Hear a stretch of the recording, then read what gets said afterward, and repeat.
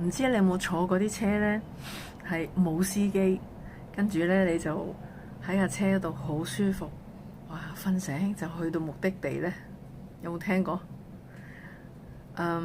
其實呢 AI 呢一樣嘢，你真係唔可以話唔知，你唔可以唔學，你亦都唔可以唔增值你自己嘅，因為 AI 時代已經嚟到。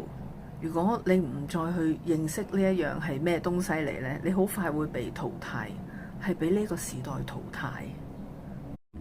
有啲人呢就會話：我都唔識 AI，我又唔係咩技術人員，我又冇咩資源，我點學啊？我都年紀咁大咯，咁係嘛？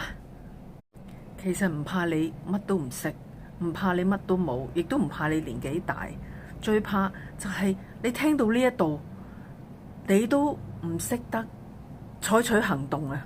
你睇完呢個視頻，你仲原地踏步做翻你以前做開嗰啲嘢，翻去自己嗰個窿嗰度，嗰個井嗰度睇呢個世界。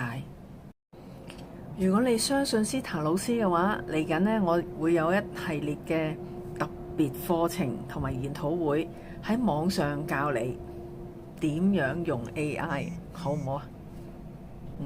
嗱，同你約定下，到時見。